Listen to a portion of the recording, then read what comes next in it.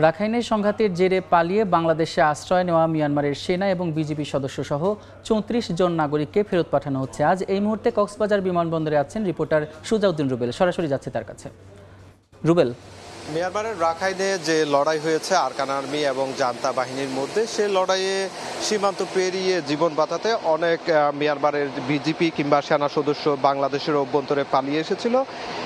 এ নিয়ে ৩ দফায় প্রায় ৭৫২ জনকে ফেরত পাঠিয়েছে সাগর পথে।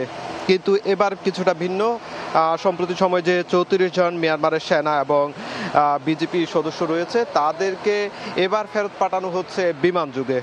এখনো পর্যন্ত মিয়ানমারের যে বিশেষ বিমানটি, সেটি কক্সবাজার বিমানবন্দরে এসে পৌঁছায়নি, তবে দুপুর নাগাদ সেটি পৌঁছানোর কথা রয়েছে। তবে আমরা 11টা থেকে দেখেছি এখানে কক্সবাজার বিমানবন্দরে কড়া নিরাপত্তা, যেখানে বিমান বাহিনী রয়েছে, বিজিবি রয়েছে, জেলা পুলিশ রয়েছে, সবাই মিলে কিন্তু কঠোর নিরাপত্তার মধ্য দিয়ে ৩৪ বিজিপি এবং সেনা সদস্য মিয়ানমারে তাদেরকে কক্সবাজার বিমানবন্দরে আনা হয়।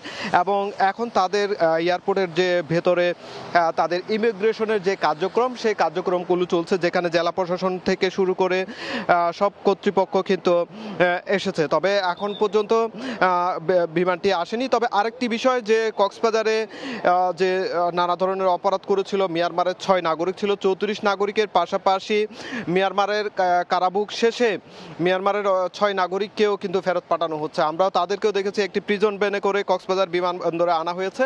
তাদেরকে এখন ইমিগ্রেশনের যে কার্যক্রম, সব মিলিয়ে কিন্তু বলা যায় ৪০ জনের মতো মিয়ানমারের নাগরিক, তাদেরকে আজকে বিমান যুগে ফেরত পাঠানো হচ্ছে।